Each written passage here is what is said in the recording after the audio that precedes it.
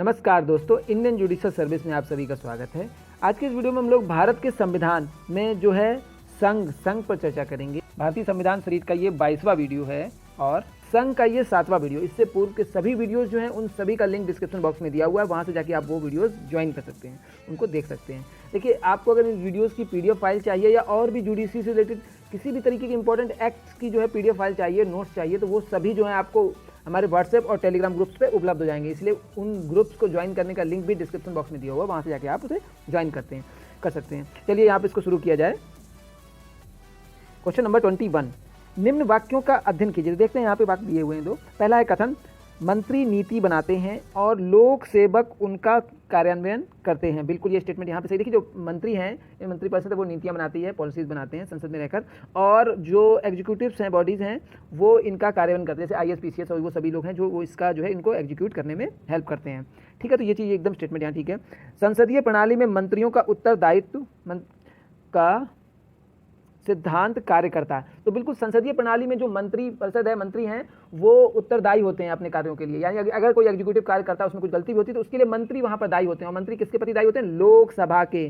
तो यहाँ पर जो मंत्री परिषद जो होता है वो लोकसभा के लिए, यानी उसके जो है समक्ष दायी होता है, यानी रिस्पॉन्सिबल होता है, उनको उत्तर देने के लिए वहाँ बाध्य होता है। तो ये दोनों ही स्टेटमेंट सही है, परंतु ये इंटर रिलेट यहाँ पर नहीं कर रहे हैं। देखिए, वहाँ पर उनके कार्य की बात की, यहाँ पर जो रिस्पॉन्सिबिलिटी की बात करी जा रही है। तो देखते हैं यहाँ पे कथन और कारण दोनों सही, तो बिल्कुल सही है। कथन कारण का सही स्पष्टीकरण, तो सही स्पष्टीकरण नहीं लग रहा है ये, तो ये चीज़ यहाँ गलत हो जाएगी। कथन और कारण दोनों सही है, किंतु कथन कारण का सही स्पष्टीकरण नहीं है। बिल्कुल यही स्टेटमेंट यहाँ पर ठीक लग रहा है, तो आंसर हो जाएगा ऑप्शन बी यहाँ पे इसका। नेक्स्ट क्वेश्चन नंबर 122, केंद्रीय मंत्री परिषद के त्याग पत्र देने के उपरांत निम्न में से कौन सी एक स्थिति नहीं है? तो यहाँ पे पूछा गया, देखिए, when the cabinet ministers means the council of ministers giving resign, अगर वो त्याग पत्र दे देते हैं, तो which condition is not following after this activity, यानी इस कार्य के बाद कौन सी कंडीशन फॉलो नहीं होती। देखिए, जैसे ही जो है केंद्रीय मंत्री जो है त्याग पत्र देते हैं, तो राष्ट्रपति जो है ऐसे व्यक्तियों को बुलाता है जो कि मतलब जो है उस पार्टी या उस मंत्रिमंडल के बाद जो बहुमत में रहते हैं या बहुमत रखने का दावा करते हैं। तो अगर वो अपना बहुमत साबित कर देते हैं तो नई सरकार बन जाती है। अगर नई सरकार नहीं बनती है, तो जब तक कि सरकार नहीं बनती तब तक जो भी मंत्री अभी त्यागपत्र दिए उन्हीं से कहा जाता है कि आप कार्यभार संभाले रहिए, जब तक जो है वैकल्पिक व्यवस्था के तौर पे, जब तक कि चुनाव होकर दोबारा लोकसभा या है दोबारा से नई जो है सरकार ना बन सके, जब तक बन सके। तो ये चीज़ यहाँ बताई गई है। तो देखते हैं यहाँ पे, तो पहला ऑप्शन है राष्ट्रपति शासन लागू हो जाएगा। तो बिल्कुल यहाँ राष्ट्रपति शासन इस पद्धति में यहाँ पर लागू नहीं होता है। राष्ट्रपति वैकल्पिक व्यवस्था बनने तक उन्हें बने रहने के लिए कहेंगे। तो बिल्कुल यहाँ पर वैकल्पिक व्यवस्था जब तक नहीं बनती, यानी कोई दूसरा पार्टी या दूसरे व्यक्ति जो है वो अपना दावा नहीं करते हैं सरकार बनाने का, तब तक जो है वो यहाँ पर बने रहने के लिए राष्ट्रपति उनसे जो है आग्रह कर सकता है। वैकल्पिक व्यवस्था से अभिप्राय यथासंभव शीघ्र नई सरकार के गठन हेतु आम चुनाव कराया जाए। तो बिल्कुल यहाँ पर वैकल्पिक व्यवस्था से अभिप्राय है कि मतलब जैसे या तो सरकार बन जाए जो पूर्ण लोकसभा यानी पिछली लोकसभा, उसी के आधार पर वोटिंग, अगर किसी के पास जो बहुमत है। अगर बहुमत नहीं है तो जब तक कि लोकसभा के चुनाव संपन्न ना हो जाए तब तक जो भी पिछली सरकार थी उसी को कार्य करने के लिए आग्रह कर सकता है। तो ये भी यहाँ स्टेटमेंट ठीक हो जाता है। अपदस्थ मंत्री परिषद अपने पद पर नई सरकार बनने तक अपने पदभार का निर्वाह करेंगे। तो बिल्कुल यहाँ पर जब तक कि जो रिजाइन जिन्होंने दिया मंत्रिपरिषद ने, वो तब तक कार्य करते रहेंगे जब तक कि नई सरकार बनके नई मंत्री ना आ जाए। तो ठीक है, ये सारे स्टेटमेंट सही, तो यहाँ पहला हो जाएगा। ये गलत है क्योंकि राष्ट्रपति शासन वहाँ तुरंत लागू नहीं होता है। नेक्स्ट क्वेश्चन पे आते हैं, क्वेश्चन नंबर 23, भारत के संविधान में निम्नलिखित अनुच्छेदों में से किसके अनुसार प्रत्येक राज्य की कार्यपालिका शक्ति इस प्रकार प्रयोग किया जाए जिससे संघ की कार्यपालिका शक्ति के प्रयोग में कोई अड़चन ना हो और या उसका कोई प्रतिकूल प्रभाव ना पड़े। तो ये देखिए बहुत ही अच्छा सेक्शन है ये। तो ये इमरजेंसी प्रोविजन से रिलेटेड सेक्शन। इमरजेंसी प्रोविजन जो दिए गए हैं वो दिए गए अनुच्छेद 352 से लेकर 360 तक।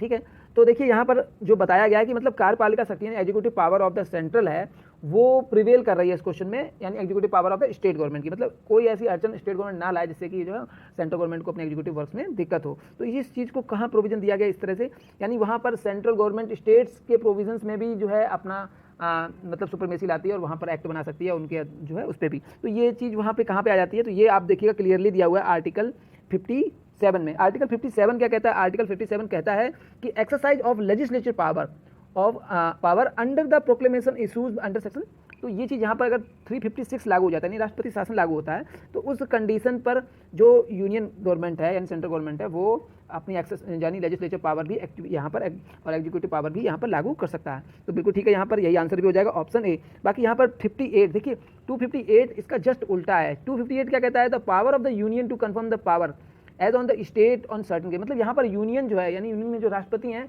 वो कुछ ऐसी शक्तियाँ राज्य को दे देते हैं जिसमें राज्य को विधि बनाने की पावर नहीं है, राज्य के पास जो है लॉ मेक्स की पावर नहीं है, फिर भी राज्य को केंद्र सरकार वहाँ शक्तियाँ दे देती है। ये बात बताई गई है यहाँ पर 258 में। बाकी यहाँ पे 355 का जो प्रोविजन है, 355 जो है वो ड्यूटी है यहाँ पर यूनियन की टू प्रोटेक्ट द स्टेट, यानी 355 बहुत ही इंपॉर्टेंट है, यानी केंद्र सरकार की जो है ड्यूटी है to protect the state from external aggression, यानी कि वाय आक्रमण से जो है केंद्र सरकार की ड्यूटी है राज्यों की रक्षा करना, या फिर इंटरनल डिस्टर्बेंस। दो ग्राउंड यहाँ पे दिए गए, एक्सटर्नल एग्रेशन और इंटरनल डिस्टर्बेंस।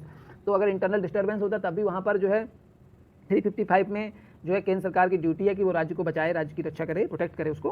तो ये चीज़ थी। बाकी यहाँ पे 356 हम लोग पहले भी चर्चा कर चुके हैं, ये राष्ट्रपति शासन की बात करता है। और राष्ट्रपति शासन क्या कब हो जाए, जब कॉन्स्टिट्यूशनल प्रोविजंस का वायलेशन होता है तो उस कंडीशन में जो है राष्ट्रपति शासन लगाया जा सकता है।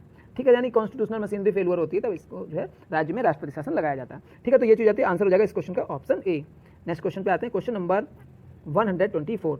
निम्न में से कौन सा आधिकारिक दस्तावेज भारत में संबंधित है? तो बिल्कुल यहाँ पर देखिए, हरित पत्र, श्वेत पत्र, पीत पुस्तिका और नीली पुस्तिका। तो बिल्कुल यहाँ पर श्वेत पत्र जो है वो जारी किए जाते हैं, संसद में है, संसदीय कार्यप्रणाली का एक शब्द है। तो श्वेत पत्र जो है वो भारत के आधिकारिक दस्तावेज के रूप में लिए जाते हैं। ठीक है, नेक्स्ट क्वेश्चन पे आते हैं, क्वेश्चन नंबर 125। मनमोहन सिंह के संबंध में निम्न में से कौन सा कथन सही नहीं है, पूछा गया है। तो देखिए मनमोहन सिंह जी जो है भारत के पूर्व वित्त मंत्री रहे, बिल्कुल डॉक्टर मनमोहन सिंह भारत के पूर्व वित्त मंत्री भी रहे हैं, और भारतीय रिजर्व बैंक के पूर्व गवर्नर, बिल्कुल भारतीय रिजर्व बैंक के पूर्व गवर्नर भी रहे हैं, वित्त आयोग के पूर्व अध्यक्ष, बिल्कुल यहाँ पर ये गलत हो जाता है क्योंकि doctor Manmohan Singh finance commission के कभी भी अध्यक्ष नहीं रहे हैं पूर्व, तो यहाँ पर ये नहीं होगा। बाकी अंतर्राष्ट्रीय मुद्रा कोष में भारत के पूर्व प्रतिनिधि, बिल्कुल ये भी मनमोहन सिंह वहाँ पर रहे हैं। तो यहाँ पर आंसर जो हो जाएगा, नहीं पूछा गया था तो ऑप्शन सी सही हो जाता है। नेक्स्ट क्वेश्चन पे आते हैं, क्वेश्चन नंबर 126।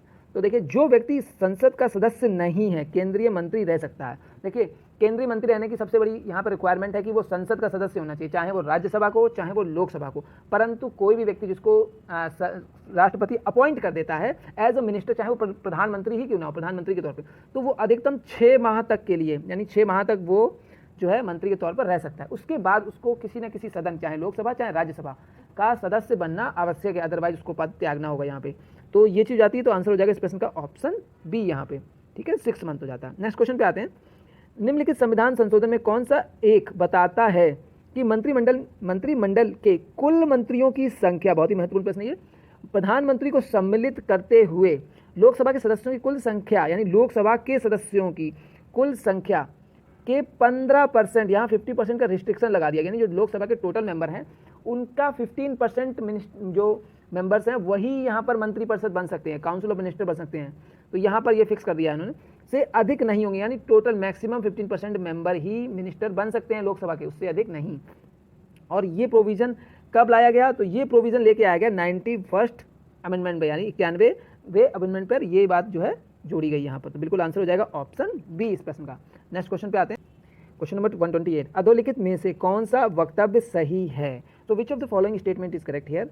तो भारत का प्रधानमंत्री, प्राइम मिनिस्टर ऑफ इंडिया के बारे में बात की गई है, संसद के दोनों सदनों के सदस्यों में से अपने मंत्रियों का चयन करने के लिए स्वतंत्र है। देखिए, यहाँ ये स्टेटमेंट कुछ हद तक ठीक ही है। आगे देखते हैं नेक्स्ट स्टेटमेंट, इस विषय में भारत के राष्ट्रपति के साथ उचित परामर्श करके अपने मंत्रिमंडल के सहयोगियों का चयन कर सकता है। तो यहाँ देखिए, प्रधानमंत्री यानी प्राइम मिनिस्टर ऑफ इंडिया यहाँ पर राष्ट्रपति से परामर्श नहीं करता है कि उसे किसको चुनना है। देखिए, राष्ट्रपति जो बहुमत दल का, प्रधानमंत्री जो बहुमत दल का नेता है, वो अपना बहुमत यहाँ दिखाता है और उसके बाद राष्ट्रपति जो है उसको प्रधानमंत्री के तौर पर चुन लेता है, और प्रधानमंत्री अपने स्वविवेक से जिसको भी वो चाहे मंत्री के तौर पर जो है वहाँ पर जो है रिकमेंडेशन करता है कि राष्ट्रपति उसको मंत्री के तौर पर नियुक्त कर दे। तो ये चीज़ यहाँ पे होती है। तो यहाँ पे ये भी चीज़, यहाँ पर राष्ट्रपति के परामर्श की जरूरत नहीं पड़ती। सी देख लेते हैं, अपने मंत्रिमंडल में मंत्री के रूप में काम करने के लिए व्यक्तियों का चयन करने में पूर्णतः स्वविवेक का प्रयोग करता है। बिल्कुल ये स्टेटमेंट यहाँ सही है कि देखिए, जब मंत्रिमंडल के मंत्रियों को चयन करता है प्रधानमंत्री, तो वो अपना पूर्णतः स्वविवेक करता है, जिसको भी वो पसंद करता है, जो उसे लगता है कि सही करेंगे उनको वो चुन लेता है। बाकी यहाँ पर अपने मंत्रिमंडल के सहयोगियों का चयन करने में सीमित शक्तियाँ, तो बिल्कुल यहाँ सीमित शक्तियाँ नहीं होती हैं, प्रधानमंत्री का सीमित शक्तियाँ एक तरीके से देखा जाए, जिसको भी वो पसंद करता है उसको चुन लेता है। तो बिल्कुल इस प्रश्न का उत्तर हो जाएगा ऑप्शन सी यहाँ पे। नेक्स्ट क्वेश्चन पे आते हैं। क्वेश्चन नंबर 129, भारत के प्रधानमंत्रियों में से कौन अपने कार्यकाल में संसद में कभी नहीं उपस्थित हुआ? बहुत ही अच्छा प्रश्न है ये, और ये यूडीए एलडीए इन सभी में आया हुआ है उत्तर प्रदेश में। तो देखिए यहाँ पर जो है चौधरी चरण सिंह, जो किसानों के नेता माने जाते हैं, चौधरी चरण सिंह जो हैं ये कभी भी मतलब ये प्रधानमंत्री बने और ये कभी भी जो है संसद में उपस्थित नहीं हो पाए अपने प्रधानमंत्री कार्यालय में, तो कार्य में। तो आंसर हो जाएगा ऑप्शन डी यहाँ पे। नेक्स्ट क्वेश्चन पे आते हैं, क्वेश्चन नंबर 130। यदि भारत के प्रधानमंत्री संसद के उच्च सदन के सदस्य हैं तो, जैसे कि अगर देखा जाए उदाहरण के तौर पे, तो डॉक्टर मनमोहन सिंह संसद के उच्च सदन से आए थे, वो असम की राज्यसभा सीट से वहाँ से उनको चयन हुआ था, तो ये चीज़ थी। तो उसी तरह से अब वो क्या कंडीशन है जरा देखते हैं, क्या रिस्ट्रिक्शन लगती हैं। वे अविश्वास प्रस्ताव, अगर सरकार के विरुद्ध कोई अविश्वास प्रस्ताव लाया जाता है उसकी स्थिति में अपने पक्ष में वोट नहीं दे सकेंगे। तो बिल्कुल यहाँ पे अविश्वास प्रस्ताव जो होता है वो लोकसभा में लेके आया जाता है, लोकसभा में लाया जाएगा, तो यहाँ पर जो है क्योंकि लोकसभा में अगर बहुमत जो है सरकार हार जाती है तो फिर जो है सरकार गिर जाती है। तो उस कंडीशन पर वहाँ पे क्योंकि वो उच्च सदन यानी राज्यसभा के मेंबर हैं, तो एज अ मेंबर वो वहाँ पर वोट नहीं दे सकेंगे अविश्वास प्रस्ताव की स्थिति में। ठीक है, तो ये यहाँ स्टेटमेंट जो है सही हो जाता है। बाकी वे निम्न सदन में बजट पर नहीं, बजट पर बिल्कुल बोल सकते हैं, वो लोकसभा में बजट पे, क्योंकि मंत्रिपरिषद जो होता है वो लोकसभा के प्रति जो है रिस्पॉन्सिबल होता है, ना कि राज्यसभा के प्रति। तो मंत्रिपरिषद में प्रधानमंत्री सबसे मुखिया वहाँ पे, तो वो तो बोलेगा ही वहाँ पे, तो बजट पे बोल सकेंगे। ये स्टेटमेंट एकदम जो है गलत है यहाँ पे, क्योंकि यहाँ नहीं लगाया गया। बाकी वे केवल उच्च सदन में ही वक्तव्य दे, तो ये भी स्टेटमेंट गलत है, वो उच्च और नीच दोनों हैं, लोकसभा राज्यसभा दोनों में दे सकते हैं। उन्हें प्रधानमंत्री पद की शपथ ग्रहण करने के बाद 6 मास के अंदर निम्न सदन का सदस्य बनना होगा, तो ये भी कोई कंडीशन यहाँ पर जरूरी नहीं है। वो राज्यसभा का सदस्य यानी उच्च सदन का सदस्य बनकर भी प्रधानमंत्री का पद का निर्वहन कर सकते हैं, कार्यों का निर्वहन कर। तो बिल्कुल यहाँ पर ये भी स्टेटमेंट का, तो पहला स्टेटमेंट यहाँ बिल्कुल सही हो जाता है। यानी वे अविश्वास प्रस्ताव की स्थिति में, जब सरकार के खिलाफ कोई अविश्वास प्रस्ताव लाया जाता है, उस स्थिति में अपने पक्ष में वोट नहीं दे सकेंगे। तो आंसर यहाँ पर ए हो जाएगा। नेक्स्ट क्वेश्चन पे आते हैं, क्वेश्चन नंबर 131। निम्नलिखित में से कौन सा एक से अधिक बार प्रधानमंत्री नियुक्त हुए हैं? तो देखते हैं यहाँ पे, देखिए सबसे पहला ऑप्शन दिया है जवाहरलाल नेहरू। तो बिल्कुल यहाँ पे जो जवाहरलाल नेहरू या चाचा नेहरू हैं, ये सबसे अधिक बार, मतलब पहली बात तो प्रधानमंत्री रहे, ये 3 बार रहे, उनका कार्यकाल सबसे ज़्यादा रहा है। 1947 से लेकर ये 1964 तक जो है प्रधानमंत्री के तौर पर रहे हैं, और 3 बार ये रहे। बाकी इसके बाद इंदिरा गांधी जी आती हैं, तो इंदिरा गांधी जी ये भी 3 बार प्रधानमंत्री के तौर पर रही हैं, तो एक से अधिक होगा, तो यहाँ इंदिरा गांधी भी हो जाती हैं, जवाहरलाल नेहरू भी हो जाते हैं। तो इंदिरा गांधी जी का कार्यकाल भी कई बार रहा है, 1966 में रहा, 77 से, और 80 में रहा, उसके बाद जो है ना 84 में आई, तो ये 3 बार ये भी हो जाती हैं। गुलजारी लाल नंदा, तो गुलजारी लाल नंदा जी जो हैं, ये इनका कार्यकाल देखिए कार्यवाहक प्रधानमंत्री के तौर पर रहा, तो ये एक बार 1964 में और फिर एक बार 1966 में, तो ये चीज़ रही। तो कार्यभार मतलब ये जो है कार्यवाहक प्रधानमंत्री रहे, तो ये भी यहाँ पर एक से अधिक बार यानी 2 बार यहाँ नियुक्त हुए। बाकी अटल बिहारी वाजपेयी, तो अटल बिहारी जो वाजपेयी हैं, ये तो यहाँ पर अटल बिहारी वाजपेयी खुद 3 बार यहाँ पर नियुक्त हुए हैं, तो अटल बिहारी वाजपेयी जो है वो 3 बार नियुक्त हुए हैं, तो ये भी यहाँ पर बिल्कुल स्टेटमेंट यहाँ पर सही हो जाता है। क्योंकि अटल बिहारी वाजपेयी एक बार देखिए 1996 में, फिर 98, फिर 99 से लेकर 2004 तक पूरी सरकार उन्होंने चलाई थी लास्ट में, तो ये चीज़ यहाँ पे तीनों यहाँ पर सही जाता है। बाकी यानी 1, 2, 3, 4 सभी ने जो है एक से अधिक बार जो है प्रधानमंत्री पद पर नियुक्त हुए हैं, तो आंसर हो जाएगा ऑप्शन डी, उपयुक्त सभी। नेक्स्ट क्वेश्चन पे आते हैं, क्वेश्चन नंबर, अगर किसी को इस क्वेश्चन में या किसी भी क्वेश्चन में डाउट है तो कृपया करके कमेंट बॉक्स में कमेंट जरूर करिए, आपका डाउट क्लियर करने का पूरा प्रयास किया जाएगा। अगर वीडियो पसंद आए भाई एक बार लाइक जरूर कर दीजिए वीडियोस को, ठीक है।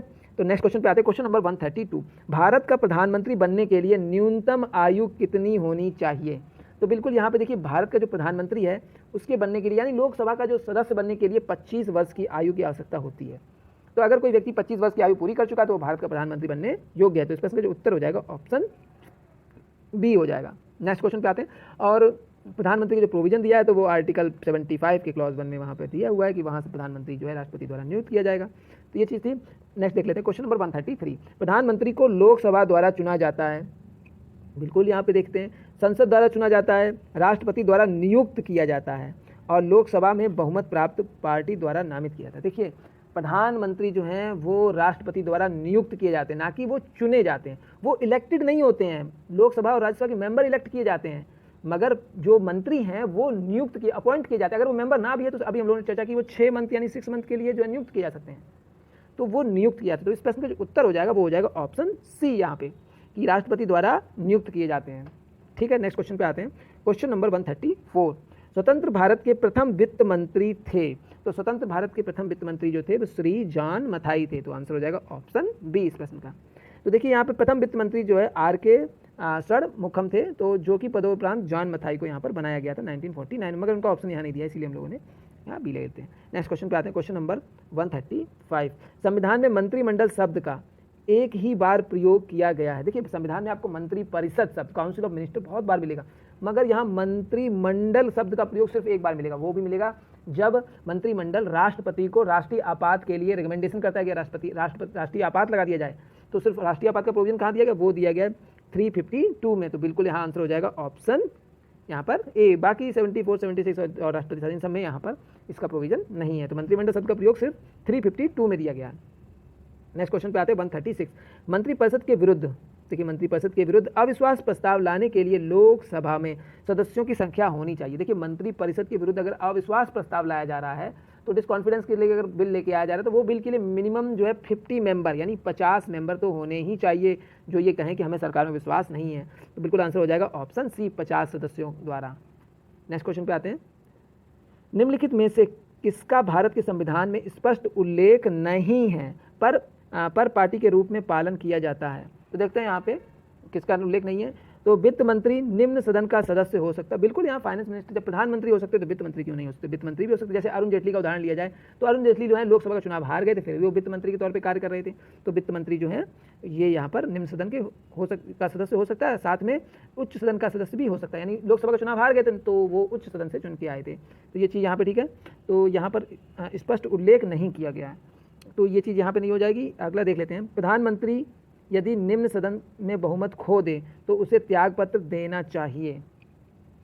तो ये स्टेटमेंट देखिए यहाँ पर क्लियर है कि अगर वो बहुमत खो देता है प्रधानमंत्री निम्न सदन में यानी कि लोकसभा में, तो ये चीज़ जो है यहाँ पर लोकसभा में अगर वो बहुमत खो देता है तो उसको जो है मतलब एज अ जो प्राइम मिनिस्टर है उसको वहाँ पर त्यागपत्र दे देना चाहिए। तो ये स्टेटमेंट एकदम यहाँ पर सही है, परंतु इसका उल्लेख क्लियरली संविधान में नहीं किया गया। ये तो यहाँ गलती हो जाता है क्योंकि वित्त मंत्री निम्न सदन से सदस्य होना चाहिए, ऐसी कोई कंडीशन नहीं, उच्च सदन से भी हो सकते हैं। मंत्रिपरिषद में भारत के सभी भागों का प्रतिनिधित्व होना चाहिए, तो ऐसा भी कोई रिस्ट्रिक्शन यहाँ पर नहीं है कि सभी भागों से मंत्रिपरिषद चुने जाएंगे। वो तो प्रधानमंत्री के स्वविवेक के अनुसार है कि अगर जिसको वो पसंद करेगा उसको वो चुना जाए, एज अ मंत्रिपरिषद में सदस्य बनाएगा। तो बिल्कुल यहाँ पर ये भी गलत स्टेटमेंट है। बाकी लास्ट देख लेते हैं, अपनी पदावधि की समाप्ति से पूर्व ही राष्ट्रपति और उपराष्ट्रपति दोनों के साथ एक साथ त्यागपत्र करने पर संसद की निम्न सदन यानी जो स्पीकर है लोकसभा का अध्यक्ष राष्ट्रपति का कार्यवाहन करेगा। बिल्कुल गलत स्टेटमेंट है ये भी। देखिए अगर पहली बात, अगर राष्ट्रपति को कोई दिक्कत आती है यानी वो उनकी मृत्यु हो जाती है या फिर उनको अत्यधिक अस्वस्थ हो जाते हैं या त्यागपत्र देते हैं या महाभियोग उन पर लाया जाता है, तो इस कंडीशन में उपराष्ट्रपति कार्यभार संभालेंगे। परंतु अगर उपराष्ट्रपति भी नहीं संभाल सकते हैं या वो भी उपस्थित नहीं है तो उस कंडीशन में सीजे यानी चीफ जस्टिस ऑफ इंडिया कार्यभार संभालेंगे। अगर चीफ जस्टिस ऑफ इंडिया भी नहीं तो उनके द्वारा रिकमेंडेशन सीनियर मोस्ट जज है जो chief justice high court supreme court का, वो कार्यभार संभालेगा। तो बिल्कुल यहाँ पर जो उत्तर है ये भी यहाँ गलत हो जाए। तो आंसर यहाँ पर हो जाएगा ऑप्शन बी, यदि प्रधानमंत्री यदि निम्न सदन में बहुमत खो दें तो उसे त्यागपत्र दे देना चाहिए। ये मतलब क्लियरली संविधान में नहीं है, परंतु इसको जो है मान लिया गया, इसका पालन किया जाता है। ठीक है, अगर नहीं देंगे तो बहुमत साबित नहीं कर पाएंगे तब भी उन्हें छोड़ना पड़ता है, इससे अच्छा वो पहले ही उसको जो है त्यागपत्र दे दें तो वो ज़्यादा उचित लगता है। ठीक है, नेक्स्ट आ जाते हैं क्वेश्चन 138 में, उप प्रधानमंत्री का पद सृजन। तो देखिए उप प्रधानमंत्री हम लोगों ने पिछले वीडियो में भी चर्चा की थी, उप प्रधानमंत्री जो है इनके लिए कोई विशेष प्रावधान संविधान में नहीं दिया हुआ है। ठीक है, और ये मतलब जो भी सेकंड सीनियर मोस्ट जो है मिनिस्टर मतलब जो है उस बहुमत दल के नेता है उसी को चुन लिया जाता है। तो इस तरह से तो मूल संविधान के अंतर्गत हुआ है, बिल्कुल नहीं हुआ है, संविधान के प्रावधानों से हटकर है। तो बिल्कुल ये सही है यहाँ पे 44वें संविधान या फिर 85वें संविधान संशोधन, तो इनमें कुछ नहीं है यहाँ पे। यानी जो उप प्रधानमंत्री है इनका जो संविधान के प्रावधानों से हटकर जो है ये बोलचाल की भाषा में उपयोग किया गया है। तो बिल्कुल यहाँ आंसर हो जाएगा ऑप्शन बी यहाँ पे। नेक्स्ट क्वेश्चन पे आते हैं, क्वेश्चन नंबर 139, भारत के किस प्रधानमंत्री की मृत्यु देश के बाहर हुई थी। तो बिल्कुल यहाँ पर लाल बहादुर शास्त्री जी की ताशकंद में यानी मृत्यु हो गई थी। तो यहाँ पर आंसर हो जाएगा ऑप्शन सी यानी लाल बहादुर शास्त्री। ठीक है, अच्छा ये इनकी मृत्यु हुई कब थी, तो ये हुई थी यानी 11 जनवरी 1966 में 1966 में। तो ये चीज़ थी यहाँ पे। चलिए नेक्स्ट क्वेश्चन पे आते हैं, क्वेश्चन नंबर 140, निम्नलिखित में से कौन भारत के प्रधानमंत्री बनने से पूर्व किसी राज्य के मुख्यमंत्री नहीं रहे थे। तो देखते हैं यहाँ, देखिए यहाँ पर पूछा गया है कि which of the following prime minister is before becoming a prime minister is not as a chief minister of any state. तो work as a chief minister of any state, यानी वो किसी प्रधानमंत्री बनने से पूर्व किसी राज्य के मुख्यमंत्री के तौर पर कार्य नहीं किए। तो कौन है देखते हैं, पहला देखिए यहाँ पे मुरारजी देसाई दिया हुआ है। तो मुरारजी देसाई देखिए स्टेट ऑफ बॉम्बे, पहले महाराष्ट्र ना होकर बॉम्बे स्टेट था, तो बॉम्बे के ये मुख्यमंत्री, तो ये बॉम्बे के मुख्यमंत्री थे उस समय। तो ये तो मुख्यमंत्री रहे हैं। बाकी यहाँ ऑप्शन 2 में है चौधरी चरण सिंह, तो बिल्कुल ये यूपी के मुख्यमंत्री रह चुके हैं चौधरी चरण सिंह जी। पीवी नरसिंहा राव, तो पीवी नरसिंहा राव जो हैं ये बिल्कुल आंध्र प्रदेश के, तो आंध्र प्रदेश के मुख्यमंत्री रह चुके हैं। और बाकी यहाँ पर चंद्रशेखर, तो बिल्कुल यहाँ पे लास्ट ऑप्शन यही बचते हैं, तो ये कहीं भी मुख्यमंत्री नहीं रहे हैं, तो आंसर इसका हो जाएगा ऑप्शन डी यहाँ पे। नेक्स्ट क्वेश्चन पे आते हैं, क्वेश्चन नंबर 141, संसदीय शासन में वास्तविक कार्यपालिका शक्ति किसके पास होती है? ये प्रश्न को हम लोग पिछले वीडियोस में भी देख चुके हैं, तो बिल्कुल यहाँ क्लियर डायरेक्ट आंसर हो जाएगा प्रधानमंत्री। देखिए वास्तविक कार्यपालिका शक्ति पूछी गई है, तो वास्तविक कार्यपालिका शक्ति जो है वो प्रधानमंत्री में निहित होती है, ठीक है, तो ये हो जाता है। वैसे फॉर्मली किस पे होती है? राष्ट्रपति में होती है, मगर अगर रियलिस्टिक देखा जाए, क्योंकि राष्ट्रपति के नाम से ही सारे कार्य किए जाते हैं, परंतु रियलिस्टिक देखा जाए तो वो प्रधानमंत्री में होती है। नेक्स्ट क्वेश्चन पे आते हैं, क्वेश्चन नंबर 142, कैबिनेट से तात्पर्य है, तो देखते हैं कैबिनेट जिसे कहते हैं कैबिनेट मिनिस्टर, कैबिनेट तो राज्य स्टेट मिनिस्टर है, स्वतंत्र प्रभार राज्य मिनिस्टर, ये क्या है? तो देखते हैं यहाँ पे इंडिपेंडेंट मिनिस्टर, तो ये चीज़ है शासन के सभी मंत्रीगण, कैबिनेट स्तर के मंत्रीगण अपने सचिवों के साथ कैबिनेट स्तर के मंत्री और राज्य मंत्रीगण। तो बिल्कुल जब कैबिनेट शब्द का प्रयोग किया जाता है तो कैबिनेट में कैबिनेट स्तर के जो सीनियर मोस्ट जो मंत्री होते हैं, स्तर के मंत्री परिषद यानी मंत्री लिए जाते हैं, तो बिल्कुल आंसर हो जाएगा ऑप्शन बी यहाँ पे। नेक्स्ट क्वेश्चन पे आते हैं, क्वेश्चन नंबर 143, भारत का प्रधानमंत्री मुख्य है, तो देखिए जो भारत के प्रधानमंत्री मुख्य हैं क्या है? राज्य सरकार का मुख्य, केंद्र सरकार का मुख्य, राज्य तथा केंद्र सरकार दोनों का, उपरोक्त में से कोई नहीं। तो बिल्कुल जो भारत का प्रधानमंत्री है वो मुख्य क्या है? केंद्र सरकार का मुखिया है, मतलब केंद्र सरकार का मुख्य अधिकारी मतलब जो है मंत्री हैं, तो ये यहाँ पर आंसर हो जाएगा ऑप्शन बी। बल्कि राज्य में देखिए मुख्यमंत्री होते हैं, तो यहाँ पर मुख्यमंत्री शब्द का प्रयोग किया, यहाँ प्रधानमंत्री शब्द, प्रधानमंत्री जो है सबसे बड़ा मिनिस्टर यहाँ पर केंद्र सरकार में होता है और मुख्यमंत्री सबसे बड़ा मिनिस्टर राज्य सरकार में होते हैं, तो बिल्कुल आंसर हो जाएगा ऑप्शन बी इसका। नेक्स्ट क्वेश्चन पे आते हैं, क्वेश्चन नंबर 144, भारतीय संविधान में निम्नलिखित प्रावधानों में से कौन सा प्रावधान मंत्रिपरिषद की नियुक्ति तथा पदच्युति को विवेचित करता है? तो देखिए यहाँ पे कौन सा प्रोविजन जो है वो मंत्रिपरिषद की अपॉइंटमेंट और उनके रेजिग्नेशन को जो है डिस्क्राइब करता है, यहाँ विवेचित करता है। तो देख लेते हैं यहाँ पे, तो यहाँ पर जो है आर्टिकल 70 दिया है, 72 दिया है, 74 दिया है, 75 दिया है, तो बिल्कुल यहाँ पर आर्टिकल 75 जो है वो इसका प्रोविज़न करता है। देखिए आर्टिकल 75 को अगर देखें तो आर्टिकल 75 में बताया गया कि वहाँ पर जो है मिनिस्टर्स की जो नियुक्ति होगी वो इसी के तहत होगी, जिसमें कि प्रधानमंत्री की सबसे पहले जो है बात की गई है। मतलब यहाँ पर जो है प्रधानमंत्री के जो प्रोविजंस हैं जिसके अनुसार वो अपनी जो है नियुक्ति की जाती है और वो सारी चीज़ें यहाँ पर दी गई हैं, और उनका जो है कितने 6 महीने तक रहेंगे, उसके बाद उनको किसी न किसी सदन में जो करना, ये सारी चीज़ें यहाँ बताई गई, और प्रधानमंत्री की सलाह से मिनिस्टर को शपथ दिलाई जाती है प्रेसिडेंट के द्वारा, जो है ये सब चीज़ें थी। ठीक है, तो ये यहाँ पर 75 हो जाएगा। बाकी 72 देखिए 72 बहुत ही महत्वपूर्ण सेक्शन है, यहाँ पर पावर दी गई है प्रेसिडेंट की पर्डन करने की, ग्रांट रिमिशन कम्यूट और ये सब चीज़ें यहाँ पर प्रेसिडेंट की पावर है यहाँ पर 72 में। बाकी यहाँ पर 70 में जो है डिस्चार्ज ऑफ प्रेसिडेंट फंक्शन दिया गया, अगर कोई कंटीजेंसी हो जाती है उसमें प्रेसिडेंट डिस्चार्ज करता है तो उसके क्या प्रावधान है वो 70 में दिए गए हैं। बाकी लास्ट 74 दिया, तो 74 में काउंसिल ऑफ मिनिस्टर जो है वो सलाह देंगे राष्ट्रपति को, यानी राष्ट्रपति की यहाँ बताई गई, राष्ट्रपति जो है वो काउंसिल ऑफ मिनिस्टर की सलाह एड और एडवाइस के थ्रू काम करेगा, जो भी कार्य करेंगे। तो ये बात 74 में दी थी, इस प्रश्न का उत्तर हो जाएगा ऑप्शन डी यहाँ पे। नेक्स्ट क्वेश्चन पे आते हैं, क्वेश्चन नंबर 145, निम्नलिखित में से किन्होंने अपने राजनीतिक जीवन में भारत के प्रधानमंत्री के पद पर एक बार से अधिक समयांतर यानी समय के अंतराल पर जो के बाद सुशोभित किया है? तो देखिए यहाँ पूछा गया कि कौन ऐसे व्यक्ति हैं जो मतलब समयांतर यानी टाइम टू टाइम जो है वहाँ पर जो है बार बार चुने गए हैं। तो देख लेते हैं यहाँ पर, तो पहला ऑप्शन दिया हुआ है, देखिए पहले ऑप्शन में दिए हुए हैं जवाहरलाल नेहरू। तो देखिए जवाहरलाल नेहरू को हमने पहली बात की सबसे ज़्यादा कार्यकाल नहीं करा है प्रधानमंत्री का, 3 बार लगातार रहे हैं ये, परंतु इनके कार्यकाल में गैप नहीं हुआ है बिल्कुल भी, यानी 1947 से लेकर 64 तक लगातार ये प्रधानमंत्री के तौर पे रहे, तो ये यहाँ पर बिल्कुल गलत हो जाएंगे। देखिए लाल बहादुर शास्त्री सिर्फ एक ही बार प्रधानमंत्री बने, तो ये भी यहाँ पर नहीं होंगे। बाकी गुलजारी लाल नंदा, तो बिल्कुल गुलजारी लाल नंदा जो हैं ये जो है 2 बार कार्यवाहक तौर पर प्रधानमंत्री के रूप में इन्होंने कार्य किया, तो ये यहाँ सही हो जाएंगे। इंदिरा गांधी इन्होंने 3 बार प्रधानमंत्री के रूप में कार्य किया, वो भी बीच में गैप भी रहे, तो ये भी ठीक है। अटल बिहारी वाजपेयी भी 3 बार प्रधानमंत्री के तौर पे आए, तो ये भी यहाँ पर सही हो जाता है। तो ठीक है, यहाँ पर 3, 4 और 5 यानी 3, 4, 5 ऑप्शन सी में दिया है, तो इस प्रश्न का उत्तर हो जाएगा ऑप्शन सी।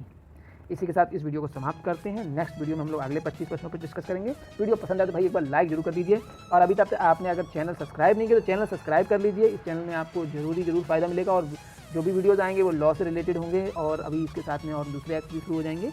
ठीक है, thank you for watching Indian judicial service.